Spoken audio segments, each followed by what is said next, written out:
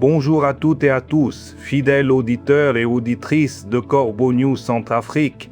C'est votre rendez-vous habituel avec l'actualité brûlante, décryptée sans langue de bois.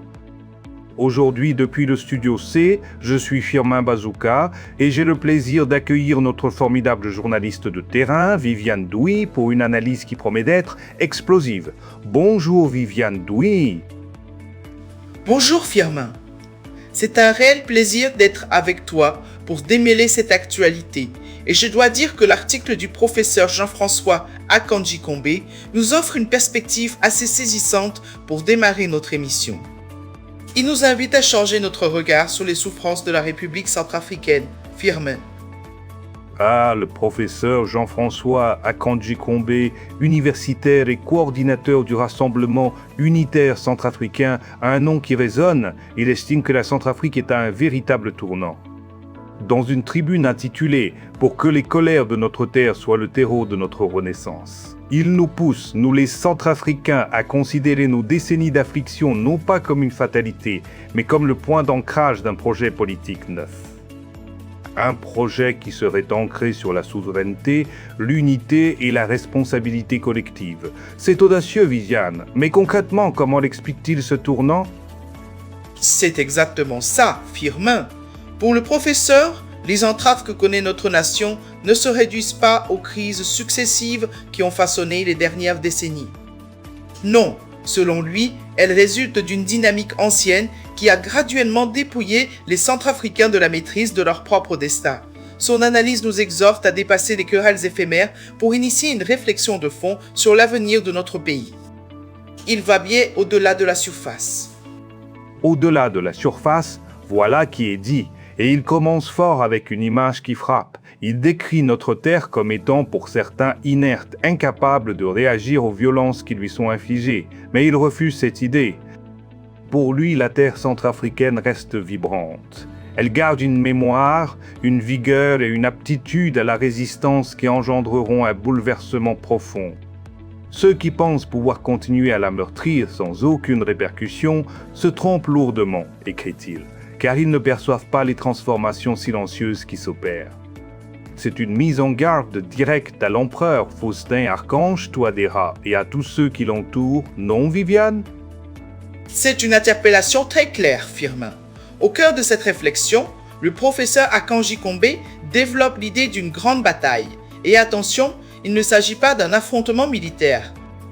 Non, il évoque un combat politique, civique et moral visant à édifier une autre Centrafrique. L'auteur soutient que cette ambition nécessite un destin décidé par les Centrafricains eux-mêmes au bénéfice de l'ensemble des citoyens. Il esquisse un pays qui redevient un cœur battant et souverain d'Afrique, où se mêlent humanité, dignité, citoyenneté, prospérité et unité nationale. Un cœur battant et souverain d'Afrique, ça sonne comme un idéal lointain vu la situation actuelle, Viviane. Surtout quand on regarde les pratiques de notre dictateur Faustin et de son entourage, le professeur pointe du doigt ses pratiques politiques, n'est-ce pas ? Absolument, Firmin. Il estime que cette transformation exige une remise en question des us politiques qui, selon lui, ont jalonné l'histoire récente du pays. Il critique vivement la prise du pouvoir motivée par des ambitions personnelles, familiales ou claniques. Il évoque aussi les logiques de revanche politique et le principe du « notre tour », qui, selon son analyse, ont trop souvent primé sur les aspirations de la population. À ses yeux, ces tactiques ont dévié les dirigeants de leur vocation première, qui consiste à servir l'intérêt général.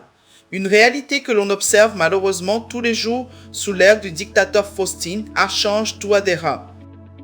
Le fameux « notre tour », une expression qui justifie bien des dérives, on le sait. Mais alors, concrètement, quelle est la formule magique du professeur Akanji-Kombe pour sortir de ce cycle infernal ? Sa formule est claire, Firmin. Rendre le Centrafrique aux Centrafricains. C'est l'idée centrale de sa tribune, le projet autour duquel, selon lui, la nation devrait se rassembler. Il affirme que la reconstruction du pays exige que les citoyens retrouvent la maîtrise des décisions politiques, économiques et sociales qui engagent leur avenir. Cette reconquête, écrit-il, doit permettre d'instaurer une paix durable, un développement équitable et une prospérité bénéficiant à l'ensemble de la population et non pas seulement à une infime minorité. Une infime minorité, c'est ce qu'on observe aujourd'hui. C'est un challenge immense tout de même de rendre le pays au Centrafricain après tant d'années de, disons, d'errement. Est-il optimiste quant à la capacité de notre peuple à relever ce défi? Il en est convaincu, Firmin. Le professeur Jean-François Akanji-Kombe reconnaît que ce challenge est immense. Mais il affirme néanmoins que les Centrafricains disposent des ressources nécessaires pour le relever, à condition d'agir ensemble et de s'appuyer sur la sagesse héritée de leurs aînés. Cette confiance dans les capacités du peuple centrafricain constitue l'un des fils conducteurs de sa tribune. C'est une véritable lueur d'espoir qu'il tente d'allumer. Une lueur d'espoir que nous voulons tous voir briller, Viviane. Un grand merci à toi, Viviane Douy, pour cette présentation éclairante de la tribune du professeur Jean-François Akanji-Kombe. Merci à toi, Firmin.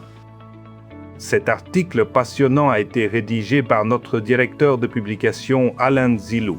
Si vous aussi, vous avez des informations à partager, des faits à dénoncer, n'hésitez pas. Corbeau News Centrafrique est à votre écoute.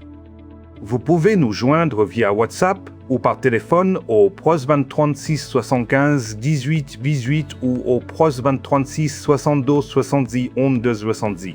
Restez connectés, chers auditeurs, l'information ne s'arrête jamais sur Corbeau News Centrafrique. À très vite.